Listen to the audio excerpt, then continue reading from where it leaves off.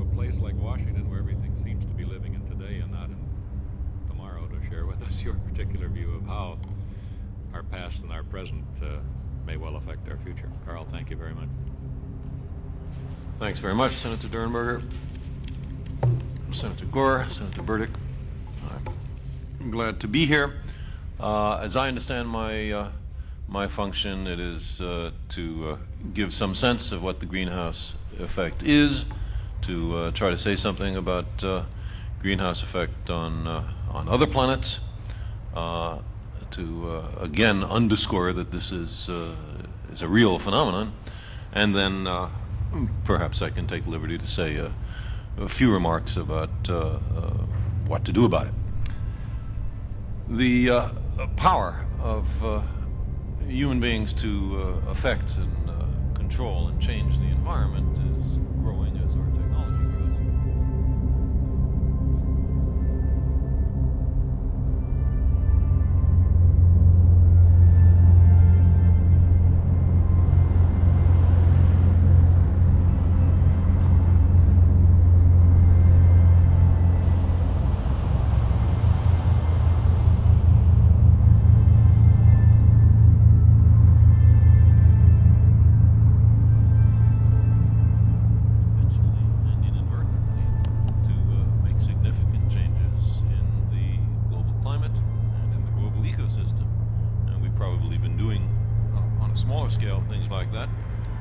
For a very long period of time. For example, slash and burn agriculture, which has been with us for tens of thousands of years probably, changes the climate to some extent by changing the albedo, the reflectivity of the Earth. That massive change, the effects occupy more than a human generation. There is a tendency to say that they are not our problem. Of course, then they are nobody's problem. Not on my tour of duty, not on my term of office. It's something for the next century. Let the next century worry about it. But the problem is that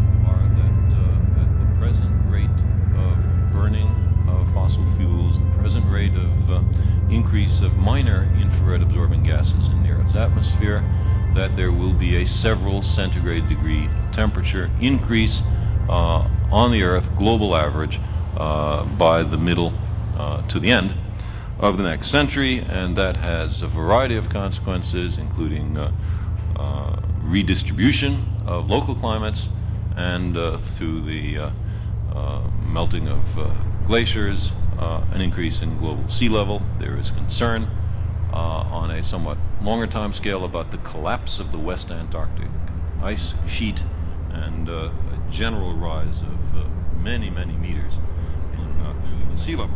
The main thing that determines it is sunlight. Sunlight is what heats the Earth.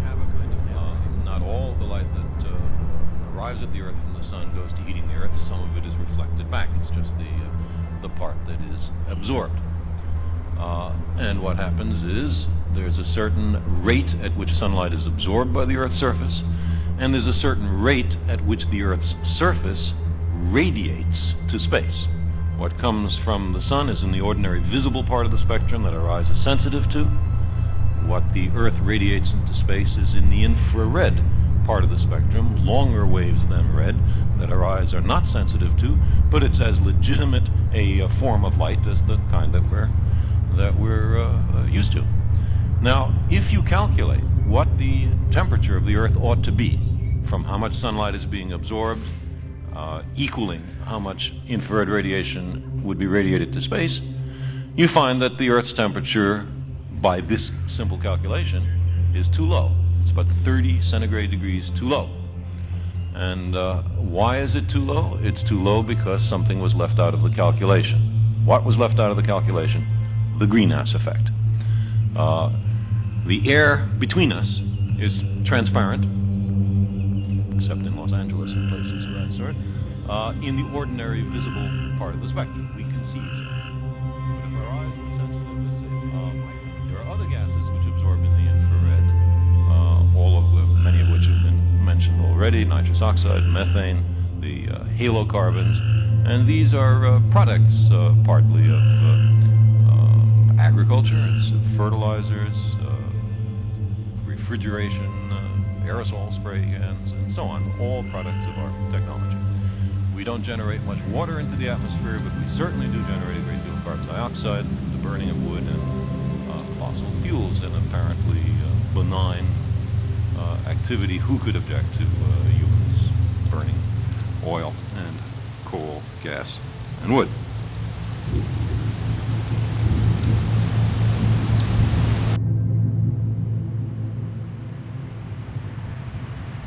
I'd like to stress that the greenhouse effect makes life on Earth possible.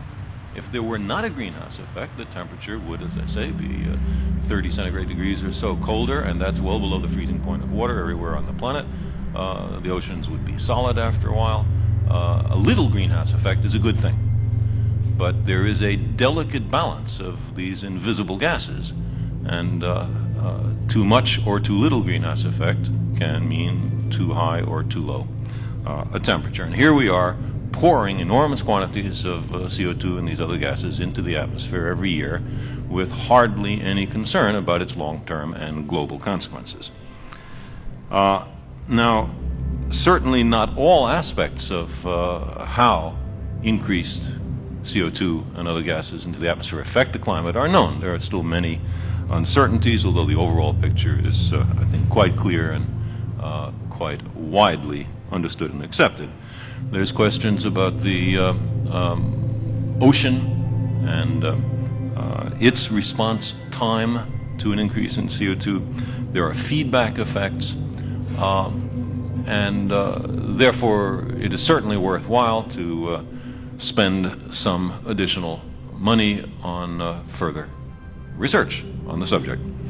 Another point is that the significant temperature changes on the Earth between ice ages and out of ice ages, glacial and interglacial time periods, seems to be connected with quite small changes in the amount of sunlight that reaches the Earth due to changes in the Earth's orbital properties, and that is a suggestion that the Earth's climate system may be very delicately dependent on the sorts of factors that we're talking about here, and that's why it makes sense to study past climatic change on the Earth as an attempt to obtain some calibration.